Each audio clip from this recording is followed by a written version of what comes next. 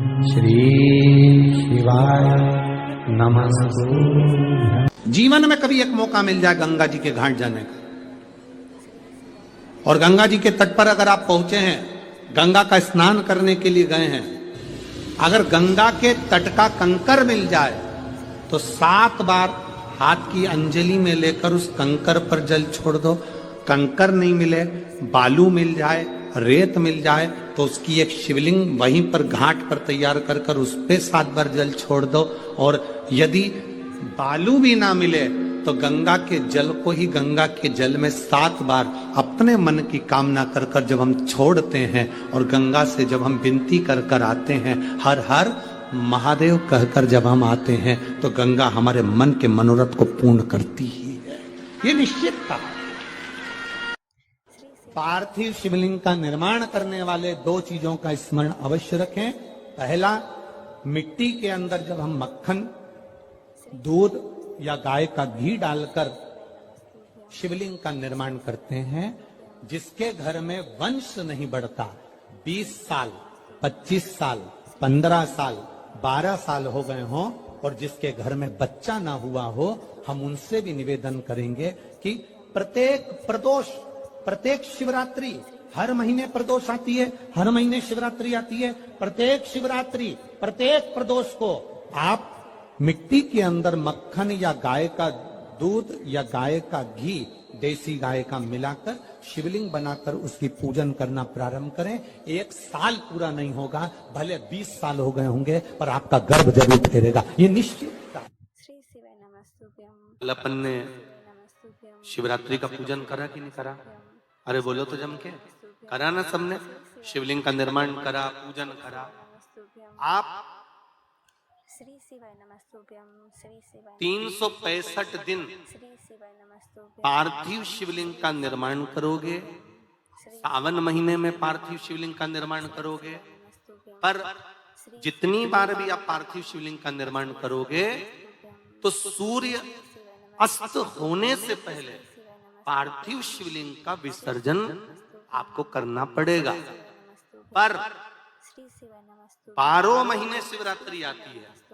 शिवरात्रि के समय पर, शिवरात्रि के दिन हम दिन में नहीं, रात में 1 पहर, 2 पहर, 3 पहर, 4 पहर में जितना मन बन जाए कि 1 पहर पूजन करूंगी मैं, 2 पहर करूंगी। कल अपन ने कितनी पहर की पूजन करी? जम के बोलो जरा। 1 पहर की पूजन करी।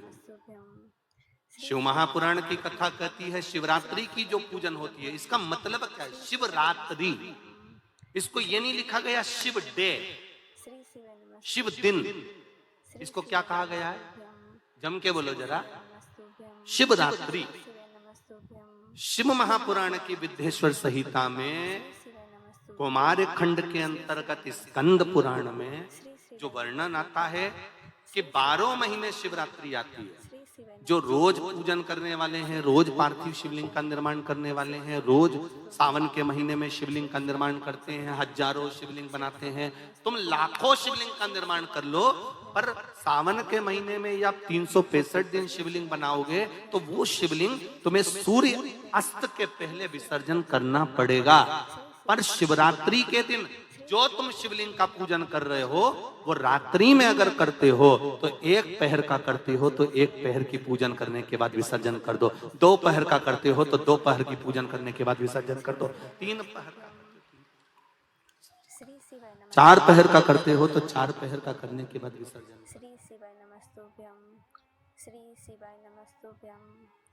उसकी महत्वता है शिवरात्रि, उसकी महत्वता शिवरात्रि।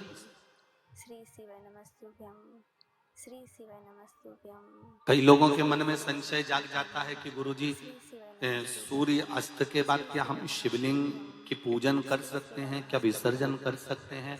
तो पहले तो अच्छे से समझ लो कि तुम सावन महीने की शिवरात्रि की पूजन कर रहे हो। रात्रि लगी हुई है उसमें कि रात्रि को ही होगी और रात्रि को ही विसर्जन होगा।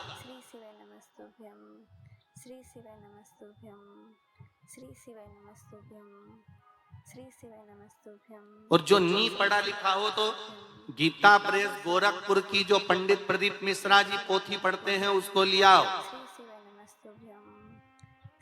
उसका नंबर देखकर और उसका स्मरण करना प्रारंभ करो कि हम 365 दिन अगर शिवलिंग का निर्माण करते हैं तो वो शिवलिंग का निर्माण हम दिन में कर दिन में विसर्जन कर सकते हैं। पर शिवरात्रि के पूजन करें तो रात्रि को भी शिवलिंग का निर्माण कर पार्थिव पूजन करने के बाद हम बाबा देवाधिदेव महादेव से रात भर चाहे तो 1 पहर, चाहे तो 2 पहर, चाहे तो 3 पहर, चाहे तो 4 पहर कैसा भी पूजन कर सकते हैं किसी भी रूप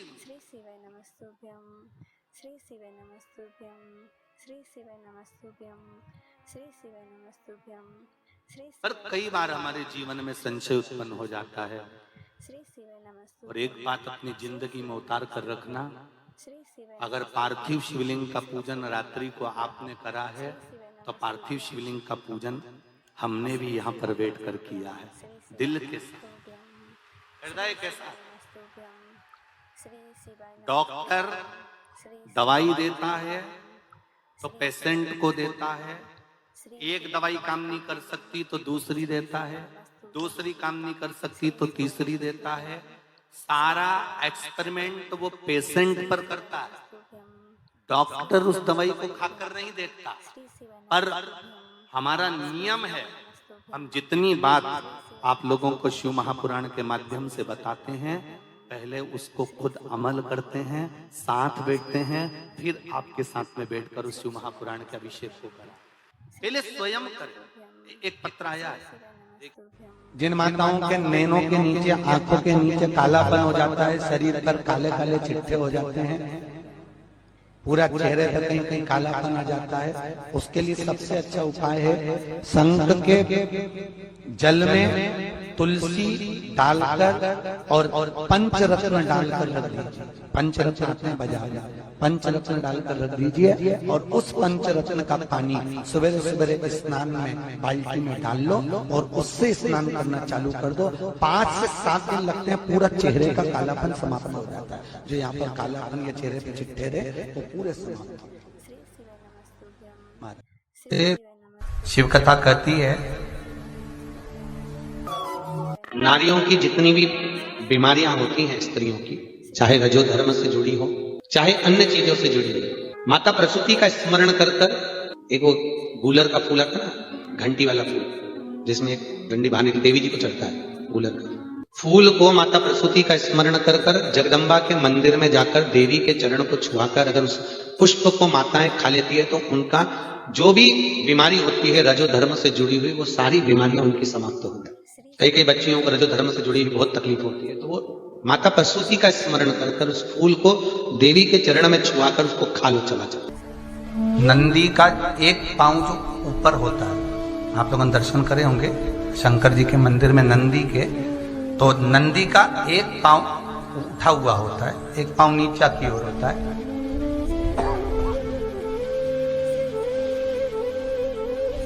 शिव पुराण की कथा कहती है, मान लो कोई हड्डी से जुड़ा हुआ रोग, नेत्रों से जुड़ा हुआ, मस्तिष्क से जुड़ा हुआ कोई रोग रहता है तो एक नीले कलर का फूल आता है महाराज, उस फूल में हल्दी डालकर गुरुवार का प्रदोष पड़ने पर जो नंदी के पांव के पास समर्पित कर देता है महाराज, उसका रोग धीरे धीरे समाप्त होने लगता है।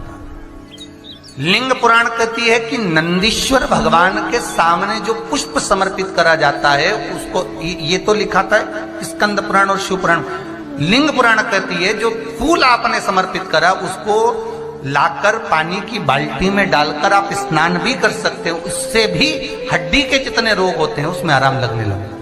जैसे कहीं शरीर नहीं चल रहा, हाथ झुन्न पड़ रहा है, हाथ काम नहीं कर रहा, हाथ में झुंझुनी आ रही है, कंपन आ रहा है, उसमें भी ये प्रयोग कर, पर होना चाहिए बृहस्पतिवार की प्रदोष। कौन से बार की? बृहस्पतिवार, गुरुवार की प्रदोष। फटे हुए वस्त्र धारण करने वाले का भाग्य भी फटे हुए वस्त्र की तरह जैसे फटा हुआ कपड़े का रेसा रेसा निकलता है, उसी तरह फटे हुए वस्त्र धारण करने वाले की भी जिंदगी में परिश्रम का रेशा निकलता रहता है, पर उसको सुख का भान नहीं होता। आज के जमाने में ये फटे हुए कपड़ों का फैशन आ गया, ये बड़ा दुख की घड़ी है।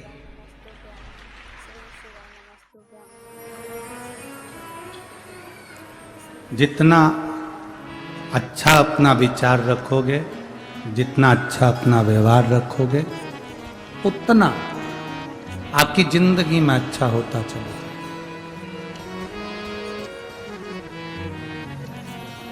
दुर्वासा बाबा के मस्तक का जरा सा त्रिपुंड का भस्म कुंभीपाक नरक के उस कुंड में जाता है और वैकुंठ बना देता है। लोग कितना भी हंसें, अपने मस्तक पर शिवजी पे चढ़े हुए जल का आप चंदन कंकु नहीं लगा सकते, तो कम से कम उस जल को तो अपने मस्तक पर लगाओगे। दिखता है क्या? लगा लिया, ठीक है।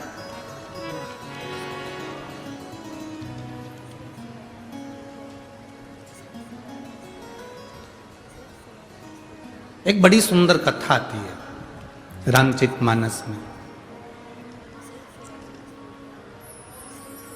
सुग्रीव जी के ससुर, कौन के ससुर? जम के बोलो जरा। सुग्रीव। क्या नाम था उनका? अब कहोगे गुरुजी हमको तो हमारे ससुर का नहीं मालूम, तो सुग्रीव के ससुर की बात करेंगे।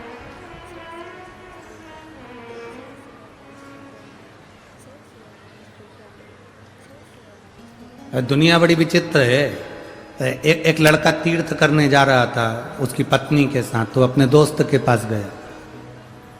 दोस्त से बोला मैं तीर्थ करने जा रहा हूं। बहुत अच्छी बात है, मेरा मन करता है कि मैं सिगरेट, गुटखा, पाउच सब छोड़ दूं। दोस्त और खुश हुआ, इससे बढ़कर और क्या खुशी होगी, छोड़ दे। पर समझ में नहीं आ रहा किसके पास छोड़ूं। मेरे सारे दोस्त बेकार हैं, अगर मैं उनके पास छोड़ के चले गया, वही खा पी गए तो। दोस्त ने माथा ठोका। हम समझे थे कि तू जिंदगी भर के लिए छोड़ रहा है, तू तो दोस्त के पास छोड़ के जा रहा। हमें अपना स्मरण नहीं मालूम। निकल कर जा रही है और उसने दो वृद्धों को देखा, कांख रहे, चिल्ला रहे, रो रहे।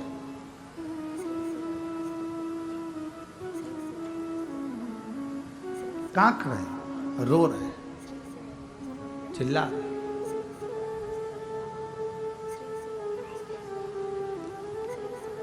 जल लेकर आवाज सुनते ही दिवोदास राजा की धर्मपत्नी अनंग मोहिनी उन बुजुर्ग के पास में पहुंचे। उन बुजुर्गों के पास में पहुंचे।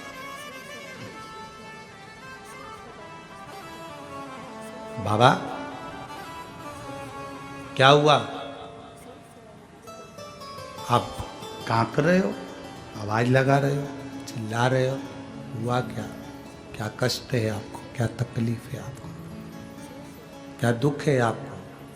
क्या हुआ है?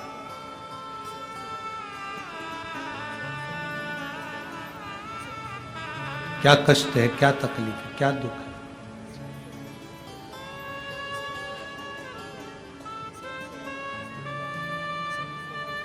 हाथ जोड़ रहे हैं दोनों बुजुर्ग, बूढ़े माता पिता जो बैठे थे वहां बुजुर्ग। शरीर में कष्ट हो रहा था, भयंकर स्वरूप था, पूरा शरीर गल सा रहा था, नेत्रों से नीर बह रहा था। जैसे ही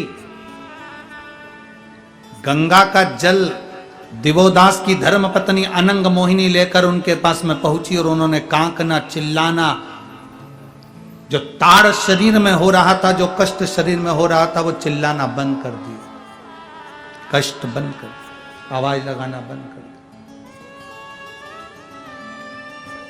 चिल्लाना बंद। अनंग मोहिनी वहां से चल दी, कुछ नहीं बोली, बाबा से पूछा, उन्होंने जवाब नहीं दिया, चुप हो गए, मौन हो गए, स्तुप्त हो गए, चल।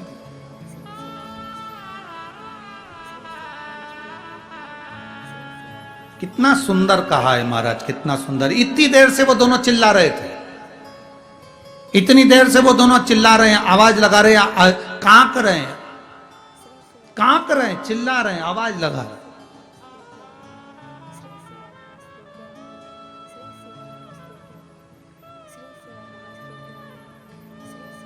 चिल्ला। और जैसे ही अनंग मोहिनी उनके पास में पहुंची और उन्होंने चिल्लाना बंद कर दिया, आवाज लगाना बंद कर दिया। बहुत ध्यान देना, दुकान पर बैठे हो आप, शिव जी के मंदिर में नहीं जा पाए, आपकी दुकान के सामने से कोई एक लोटा जल लेकर अगर शंकर जी के मंदिर जा रहा हो, मात्र उसका दर्शन कर कर भी अगर आपके मुख से श्री शिवाय नमस्तुभ्यम निकल जाए तो समझ लेना कि आधा पाप आपका समाप्त।